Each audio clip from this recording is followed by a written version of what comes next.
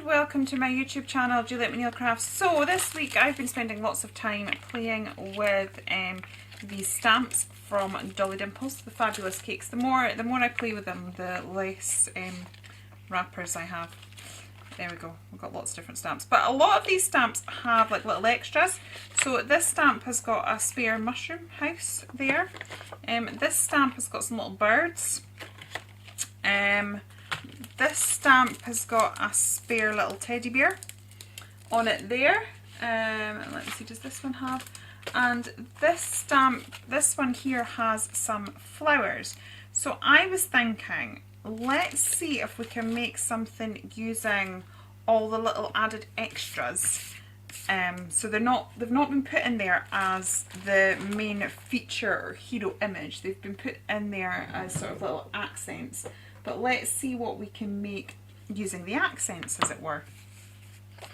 So I am just going to, I think we'll probably end up playing with watercolours again. As I say, I'm not sure what order all of these are going to go up in my channel, because as I'm recording them, there's only sort of like 2 days until they're about to be shown on the telly box. But in all honesty, I've already recorded 2 videos, so which ones will go up at what time I don't know. Now I've already made a little mask for this, so I'm thinking if we take this little mushroom, I might need to make myself some more masks. We'll see. If I do, I'll just take myself off camera and quickly do that. Now I want to sort of just ink the top part of this cake.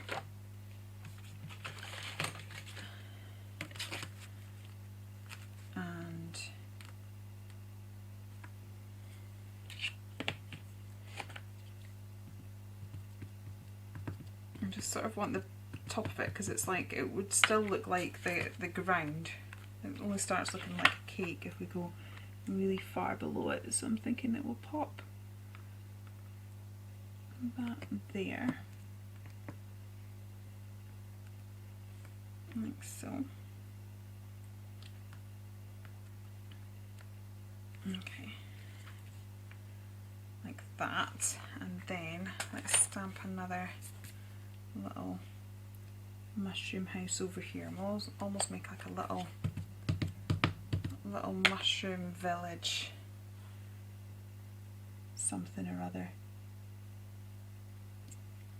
And put that there. Right, and then we've got the birds, so we could have one flying about there. I just thought we could make a lovely little scene. I like doing this, you know, just taking the extras and turning them into the feature. I don't know why I find it so much fun, but I do. Right, so pop that birdie there.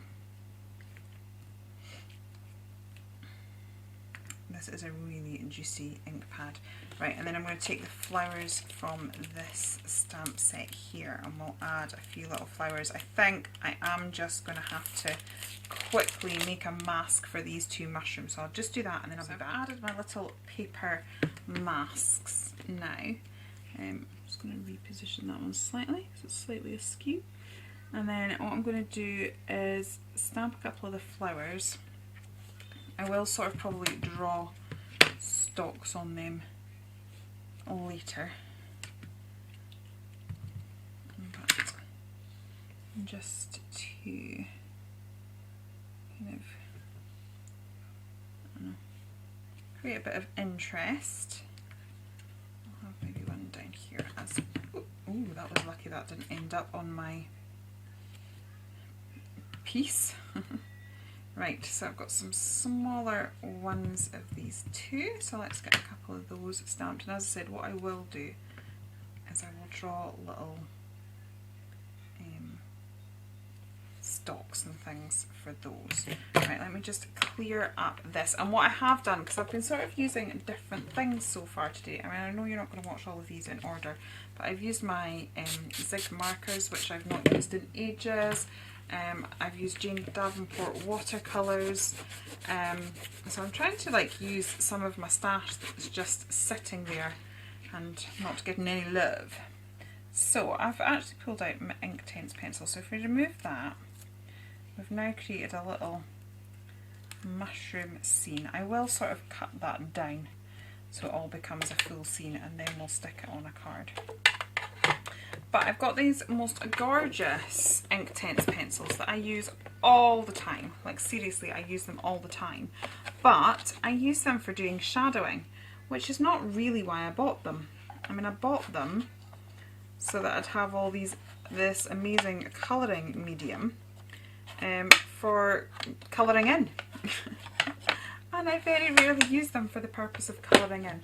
So I thought, let's actually do some colouring with this. I've just noticed I am going to have to sharpen a couple of those, so I will just sharpen and I'll be back. Okay, so I have not coloured with these for a while, so I'm going to go with my darkest colour, and I'm just going to pop a bit of colour down, and then I'm going to activate it all with water. So I think I may have shown this on my channel before, but I'm just going to scribble a bit down here in two different places, just so I can show you what I mean. So I find that if I take the water, and it's the damp brush, not a wet, and go off where I've coloured and into where I've coloured, that I get control over what I'm doing. I tend to find that if I go straight onto the colour, it bleeds. So I don't know if you can see that, but that's come out a lot further than that has. So when I'm colouring, obviously this is quite a tiny little thing, and it's like I want it. I want an element of control to where I am colouring. So I do tend to find that if, as I said, I bring the water sort of off, I start going off and I work into the colour that I've laid down, and I personally find that I get a lot more control in doing that. So I'm going to gradually bring that colour out. Now I'm just going to get a slightly redder tone now, and I'm just going to add colour to this side, and then I'll blend the two sides together. I'll get that colour done. I'll probably end up adding the whites of the mushrooms back with just bringing those two colours together. I've got a slight bit of pilling just there in the centre, but that's maybe just me being ever so slightly heavy-handed. Now I'm not particularly liking how that blend has gone, so I'm just going to now just take some off the brush, because the trouble is if I colour into this now, it's slightly wet, and so it is going to end up with sort of a much more intense line that I don't particularly want. But if I take it on my brush and then pull it out, I find it gets slightly more control. I don't know why this is pilling, it doesn't normally pill. Pretty sure this is less. To be honest, I've pulled this out of my scrap bin, so it probably isn't the Dolly Dimples Mixed Media card, because it doesn't do this. So if things are pilling and stuff like that, it's possibly just that you've got the wrong medium out.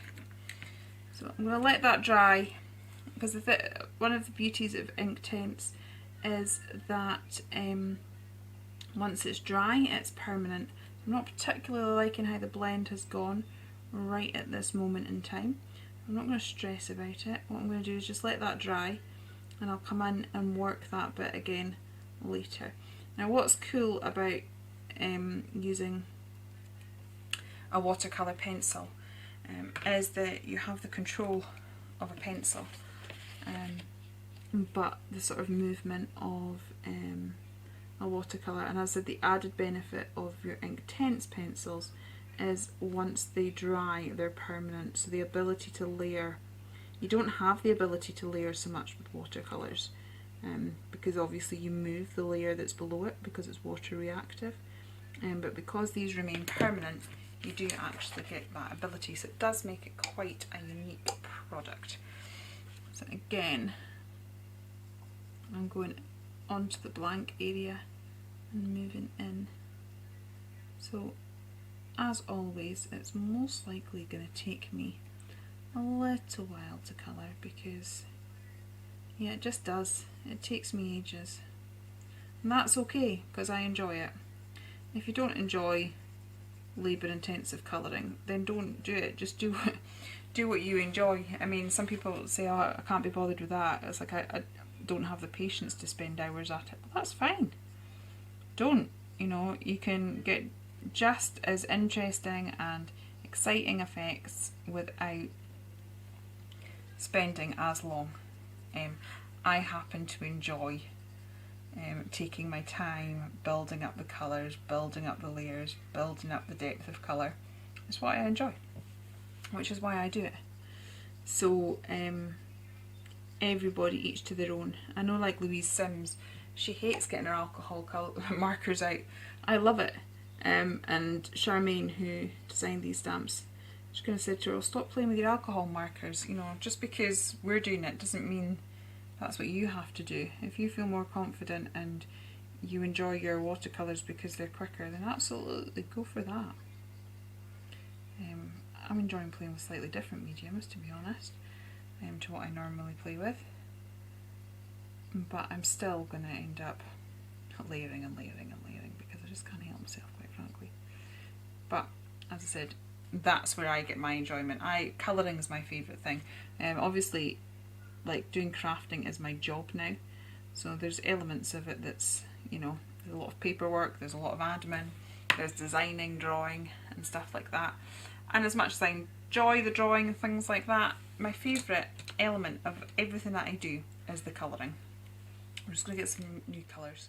So a day where I get all my pens out and have to like colour my images. So quite often when I'm designing the stamp packaging and things like that, I'll have to, you know, do lots of colouring. I'm just going to bring that across because I'm going to chop that down. I'm going to chop it down so this is a scene.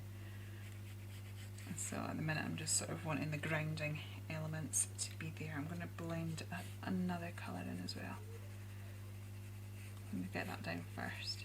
Yeah, so colouring days are my favourite days, but you know, they might not be yours.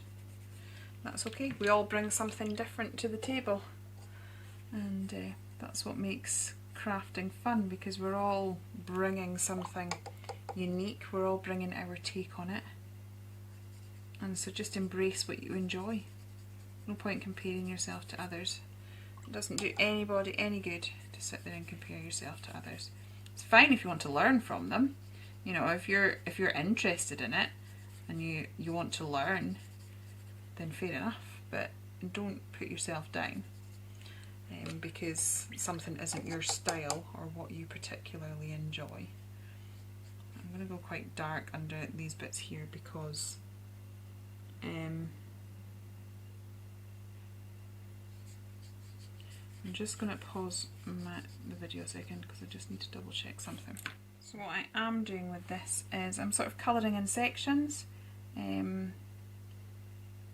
whilst I'm waiting for that section to dry. I'll gradually colour a different section and I just sort of take it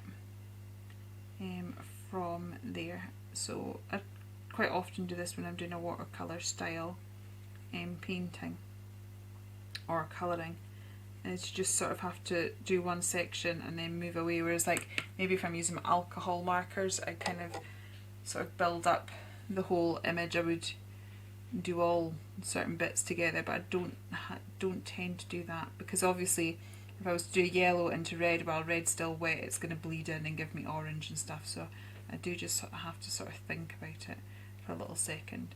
So I'm just going to pop you on fast forward while I finish this, because as I said, it'll probably take me an age, and you know, I've kind of explained everything that I need to explain. One thing at the end is I most likely will do a blue hue to it for the sky, but because this is Inktense pencils and once it's dry it's permanent, I know that I'm not going to get any movement from what I've done, so I'll just explain that now rather than pause the camera later on. But yeah, I'll see you at the end of the speed up.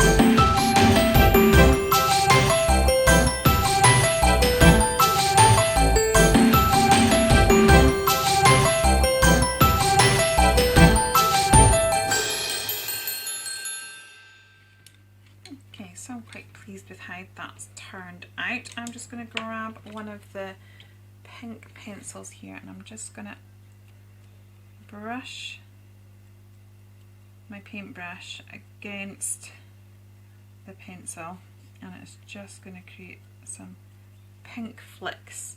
So it's almost like blossoms from the flowers are flying into the air, so I want it quite delicate. It is kind of working, it's just not seeing it very much. Oh yeah, so I'm just going to change the angle of the way I'm flicking, that's working a bit better. Get more definite flicks now. Okay, I'm not worried about it being messy down there because I'm going to chop that in just a minute anyway. Pick up the pencil. It's not ideal to have your pencils falling on the floor, that's how you get broken leads. Okay, so I'm just going to grab, actually I'm just going to let that dry and chop it down. Then we'll mat it on black and maybe put some white pen work on it. Okay, so we're almost done. I'm going to get my Jane Davenport pen, and I'm just going to turn these into little flower stalks. I'll just add a little leafage on there. So I've just gone with the swirly style that's there. And I'll do one here for this flower here. And then I'm just going to get a green pencil. Now obviously these are pencils as well, so yes, they work amazing as watercolours as we've seen, but we can also just use them as pencils. So let's just add a bit of green to that, and I'm just going to add a little bit of sort of texture along the bottom. And I'm going to keep it there and not water it out, so that we've got like a bit of a grassy texture going on. This is the thing with things like this, they can be used in multiple ways, and it's worth having a place so that you can sort of get the most out of your product. Okay, so we've got that, that's all. I'm quite happy with that. I'm just going to get my white pen and add in a little bit of doodleage with white pen, because I like white pen doodleage. It's the whole contrast thing again. It's like if you've got your white and your black, you create like the brightest highlight you can have and the darkest shadow you can have, and doing that just makes all the colours that you have in your project pop. This is a bit clogged, I think. Either that or the artwork is just still a bit damp, which is also very likely.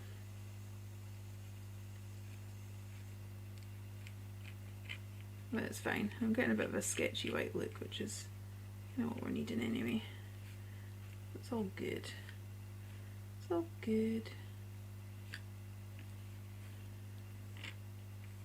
So it just adds a bit of something, a bit of detail. Right, let me just grab my Pro marker. And I'm just going to edge this in black. This makes such a difference doing that. Okay, so I've got that, and then I'm going to grab my black pen again and just create a little doodly border.